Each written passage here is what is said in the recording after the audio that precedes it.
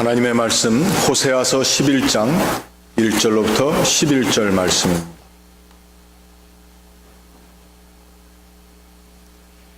이스라엘이 어렸을 때에 내가 사랑하여 내 아들을 애굽에서 불러냈거늘 선지자들이 그들을 부를수록 그들은 점점 멀리하고 바알들에게 제사하며 아로새긴 우상 앞에서 분향하였느니라. 그러나 내가 에브라임에게 걸음을 가르치고 내 팔로 안았음에도 내가 그들을 고치는 줄을 그들은 알지 못하였도다. 내가 사람의 줄 곧 사랑의 줄로 그들을 이끌었고 그들에게 대하여 그 목에서 멍에를 벗기는 자같이 되었으며 그들 앞에 먹을 것을 두었노라. 그들은 애굽 땅으로 되돌아가지 못하겠거늘 내게 돌아오기를 싫어하니 아수르 사람이 그 임금이 될 것이라. 칼이 그들의 성읍들을 치며 빗장을 깨뜨려 없이 하리니 이는 그들의 계책으로 말미암음이니라. 내 백성이 끝끝내 내게서 물러가나니 비록 그들을 불러 위에 계신 이에게로 돌아오라 할지라도 일어나는 자가 하나도 없도다. 에브라임이여 내가 어찌 너를 놓겠느냐. 이스라엘이여 내가 어찌 너를 버리겠느냐. 내가 어찌 너를 아드마같이 놓겠느냐. 어찌 너를 스보임같이 두겠느냐. 내 마음이 내 속에서 돌이키어 나의 긍휼이 온전히 불붙듯 하도다. 내가 나의 맹렬한 진노를 나타내지 아니하며 내가 다시는 에브라임을 멸하지 아니하리니 이는 내가 하나님이요 사람이 아님이라. 네 가운데 있는 거룩한 이니 진노함으로 내게 임하지 아니하리라. 그들은 사자처럼 소리를 내시는 여호와를 따를 것이라. 여호와께서 소리를 내시면 자손들이 서쪽에서부터 떨며 오되 그들은 애굽에서부터 새같이 아수르에서부터 비둘기같이 떨며 오리니 내가 그들을 그들의 집에 머물게 하리라. 나 여호와의 말이니라. 아멘. 함께 기도하겠습니다.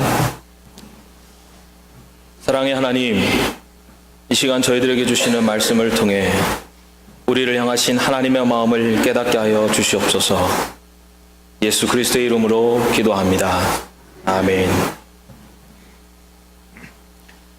시대를 초월하여 가장 흔한 말이면서도 가장 듣고 싶은 말이 사랑해요, 사랑해 라는 말일 것입니다. 최근 한 통계에 따르면 갓 태어난 아이를 향한 어머니의 첫 마디가 사랑해고, 그리고 임종을 앞둔 부모님들이 가장 듣고 싶은 말은 사랑해요라고 합니다. 사랑은 시와 소설 그리고 노래의 단골 주제이기도 합니다. 뿐만 아니라 많은 영화들이 이 사랑을 주제로 다룹니다. 그 중에서도 사랑하면 떠오르는 영화가 있습니다. 엘리 맥그로와 라이언 오닐이 주연한 영화 뭐죠? 러브 스토리. 네. 여러분 그 러브 스토리 장면 중에 이런 장면 기억나십니까? 불치병으로 죽어가는 이 여주인공이 그 자신의 죽음을 보고 미안해하는 이 라이언에게 던진 그 말 기억나십니까? Love means never having to say you're sorry. 사랑은 미안해요 라고 말하는 게 아니에요. 굉장히 감수성 있는 말인데 별로 감흥이 없으시네요. 이 말 한마디에 수많은 젊은이들이 눈물을 흘리면서 연애 감정에 빠져들기도 했습니다. 이처럼 우리는 이 사랑이라는 단어 속에 둘러싸여서 그리고 사랑 안에서 살아가고 있다라고 해도 과언이 아닙니다. 그런데 여러분, 사랑에도 여러 종류가 있지 않습니까? 우리는 전부 사랑이라는 같은 말로 사용하고 있지만 고대 헬라 시대에는 다른 단어로 사랑을 구분했습니다. 남녀가 서로 좋아하는 그런 이성 간의 사랑, 성적인 사랑을 에로스라고 했습니다. 그리고 스토르게 사랑이 있습니다. 이것은 혈연적인 사랑입니다. 부모가 자식을 사랑하고 자식이 부모를 사랑하는 사랑입니다. 또한 친구 간의 사랑, 그리고 나라를 사랑하고 그리고 음악과 미술을 탐닉하는 그런 사랑을 필리아라고 했습니다. 그리고 마지막으로 하나님이 인간을 사랑한 그런 거룩하고 절대적이며 그리고 무조건적이고 희생적인 사랑을 아가페라고 했습니다. 이 시대의 기독교 변증가인 C.S. 루이스는 이런 말을 했습니다. 인간은 에로스에 의해서 태어나고 스토르게에 의해서 양육되고 그리고 필리아에 의해서 성숙되고 그리고 아가페로 완성된다.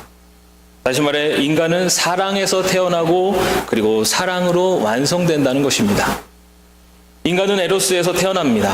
한 남자와 한 여자가 에로스의 사랑으로 결혼을 합니다. 그 결혼에 의해서 우리가 태어났습니다. 그리고 스토르게에서 자랍니다. 부모와 형제의 사랑 속에서 성장합니다. 그리고 필리아에서 성숙합니다.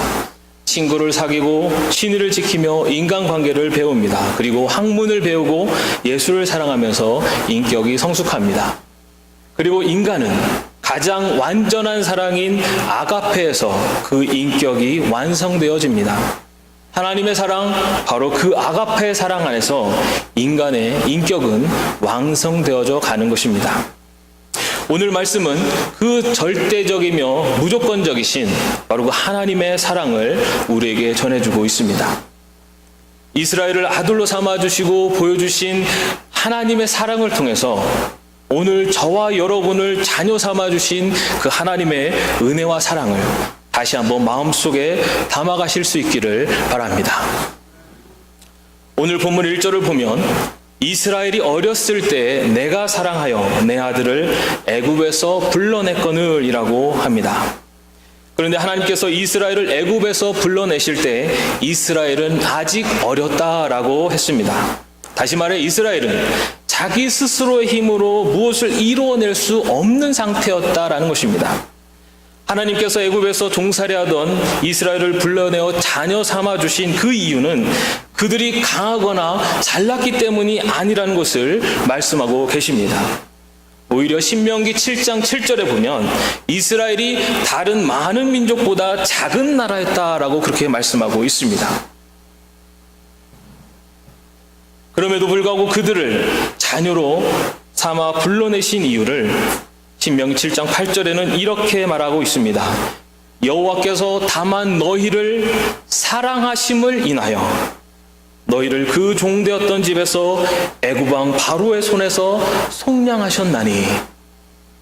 다시 말해 하나님께서 이스라엘을 택하시고 애굽에서 해방시키셔서 당신의 자녀로 삼으신 것은 이스라엘을 사랑하신 하나님의 전적인 은혜라는 것을 전하고 있는 것입니다. 사랑하는 성도 여러분, 우리를 하나님의 자녀 삼아주시고 이 자리에 나와 예배드리게 하신 이 모든 것이 하나님의 은혜임을 믿으십니까?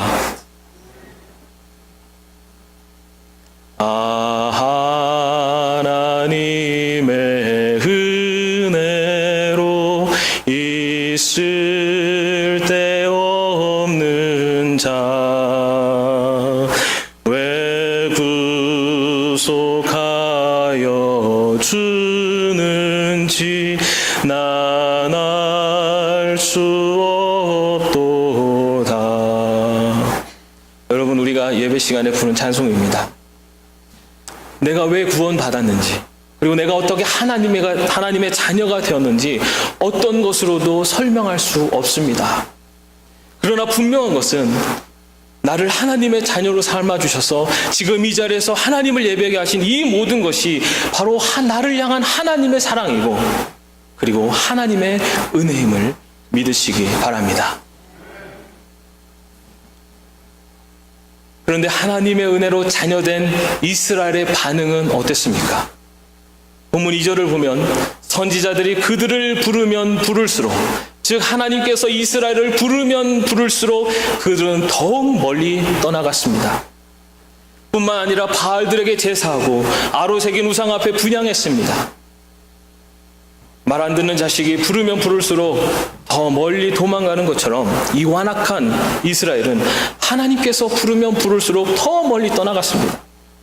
애굽에서 구하셔서 하나님의 자녀로 삼아주신 그 은혜를 입었음에도 불구하고 이스라엘은 죄의 길로 더욱 깊이 빠져들어갔습니다. 그런데 하나님께서는 이런 이스라엘을 또 어떻게 대하십니까? 3절을 보면 그러나 내가 에브라임에게 걸음을 가르치고 내 팔로 안았음에도 내가 그들을 고치는 줄을 그들은 알지 못하였다 라고 합니다. 하나님께서는 그들의 그런 반역적인 태도에도 불구하고 부모가 자식을 품듯이 그들을 사랑하셨습니다. 그래서 그들의 걸음마를 가르치시고 그리고 그들을 팔로 안아주셨습니다. 이스라엘이 온전한 민족으로 자리 잡을 수 있도록 여러 방면에서 도움을 주셨습니다. 하나님께서는 아말렉과 같은 주변의 여러 민족들로부터 그들을 지켜주셨고 위기의 순간마다 이스라엘을 구원해 주셨습니다. 그러나 영적으로 무지한 이 이스라엘은 그들을 돌보시고 그들을 치유하시는 이 하나님의 은혜를 알지 못하고 더욱더 죄의 나락으로 빠져갔습니다. 사랑하는 성도 여러분, 그런데 우리도 이스라엘이 저지른 이런 실수를 반복할 때가 얼마나 많이 있습니까? 나에게 베풀어 주신 모든 것이 하나님의 은혜임을 망각하고 내가 이룬 것처럼 여기며 살아가고 있지는 않습니까? 혹시 이런 마음이 다가올 때 우리는 이 사도 바울의 고백을 기억하기 바랍니다. 내가 나된 것은 하나님의 은혜로 된 것이니 내게 주신 은혜가 헛되지 아니하며 내가 모든 사도보다 더 많이 수고하였으나 내가 한 것이 아니요 오직 나와 함께 하신 하나님의 은혜로라. 하나님께서는 이스라엘을 애굽에서 구원하셔서 자녀로 삼아주셨고 그리고 그들이 한 민족으로 자리 잡을 수 있도록 도움의 손길을 베푸셨습니다. 그러나 이스라엘은 하나님을 멀리 떠나려 했고 하나님의 은혜를 알지 못했습니다.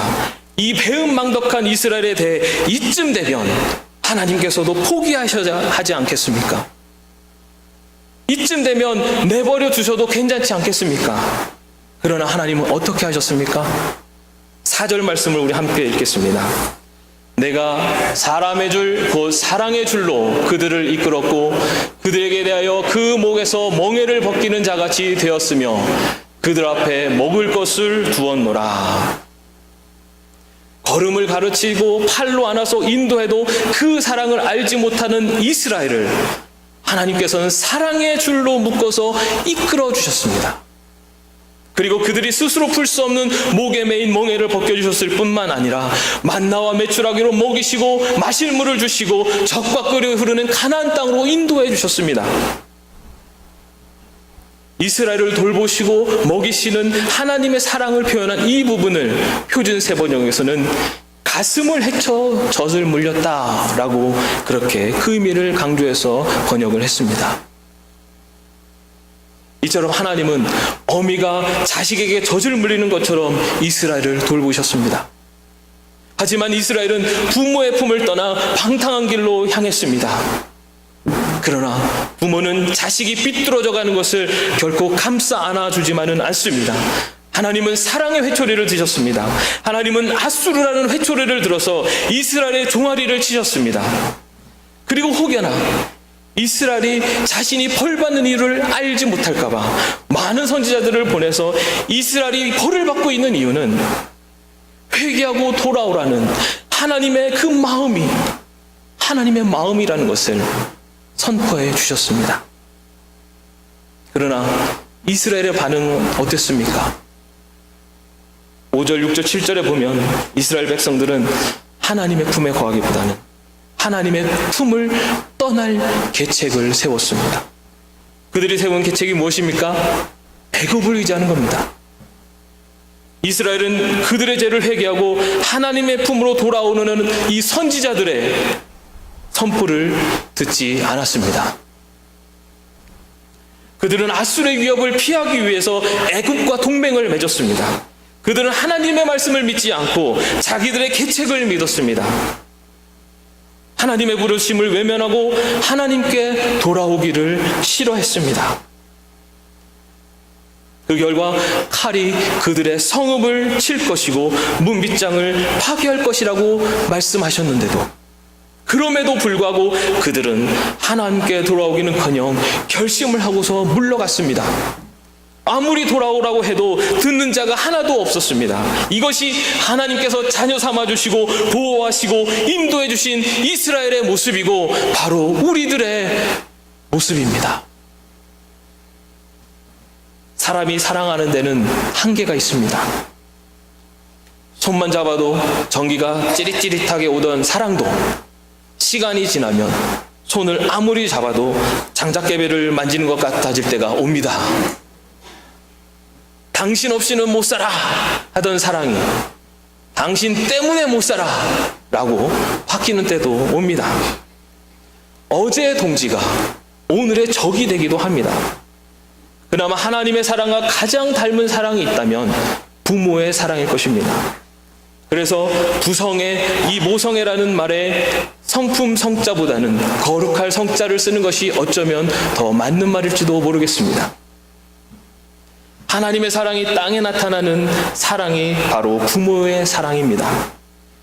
그 중에서도 배 아파 낳은 자식을 대하는 이 어머니의 사랑은 하나님 사랑의 그림자라고도 할 수 있습니다. 그래서 모든 사랑이 고귀하게 성장하면 모성애적인 요소를 가지게 됩니다. 스승과 제자의 사랑도, 그리고 의사와 환자의 사랑도, 그리고 목사와 교인 간의 사랑도 그 사랑이 고귀하게 되면 모성애적이 됩니다. 남편이, 그것은 부부에도 고귀하게 발전하면 모성애적이 됩니다. 남편이 아내를 딸같이 생각하고, 그리고 아내가 남편을 아들처럼 생각합니다. 그래서 이사야 49장 15절에서는 여인이 어찌 그 전 먹는 자식을 잊겠으며 자기 태에서 난 아들을 긍휼히 여기지 않겠느냐라고 그렇게 표현했습니다. 그만큼 어머니의 사랑을 위대하게 말씀했습니다. 그런데 그 다음에 나오는 말씀은 더욱 놀랐습니다. 그러나 그들은 혹시 잊을지라도, 어미는 자식을 잊을지라도 나는 너를 잊지 아니할 것이다. 인간의 사랑에는 한계가 있습니다. 비록 그 사랑이 부모 자식 간의 사랑일지라도 완전할 수가 없습니다. 그래서 부모 자식 간에도 원수처럼 지내는 일들이 생깁니다. 그러나 하나님의 사랑은 인간의 사랑과는 다릅니다. 하나님의 사랑은 인간의 사랑보다 더 크고 넓습니다. 인간과 다른 이 하나님의 크고 넓은 사랑은 배은망덕한 이스라엘, 하나님을 떠난 이스라엘, 그 이스라엘을 향해서 8절에서 이렇게 말씀하고 있습니다. 에브라임이여, 내가 어찌 너를 놓겠느냐? 이스라엘이여, 내가 어찌 너를 버리겠느냐? 내가 어찌 너를 아드마같이 놓겠느냐? 어찌 너를 스보임같이 두겠느냐? 내 마음이 내 속에서 돌이켜 나의 긍휼이 온전히 불붙듯 하도다. 아드마와 스보임은 소돔과 고모라 성이 멸망할 때 함께 멸망한 성읍들입니다. 이스라엘의 소행을 보자면 아드마와 스보임처럼 유황불에 불살라 마땅할 것입니다. 그러나 하나님께서는 그렇게 하지 않겠다고 말씀하십니다. 아니, 그렇게 할 수 없다고 말씀하시는 겁니다. 왜 그렇습니까? 하나님의 마음속에서 이스라엘 향한 긍휼이 불붙듯 하기 때문에 이스라엘을 향한 그 사랑이 불붙고 있기 때문에 이스라엘을 버릴 수가 없다는 것입니다. 그들의 소행대로 하자면 1000번, 10,000번 버림을 받아 마땅하지만 하나님의 이 불붙는 사랑으로 인하여 그 맹렬한 진도를 바라지 아니하시고 그들을 멸하시지 않겠다는 것입니다. 왜냐하면 하나님은 하나님이시요 사람이 아니기 때문입니다. 인간의 사랑에는 한계가 있습니다. 인간은 자신의 자식을 죽인 사랑을 사랑하지 못합니다. 그러나 하나님의 사랑은 다릅니다. 하나님은 자신의 독생자를 죽인 인간을 사랑하고 또 사랑하셨습니다. 누구나 사랑을 하면 그 쓸개와 배알이 없어집니다. 하나님께서는 인간을 너무나 사랑하시다 보니 그 엄격하신 성격도 다 죽이고 그 칼날 같은 자존심도 다 버렸습니다. 사랑이 클수록 성질은 죽고 자존심도 죽습니다.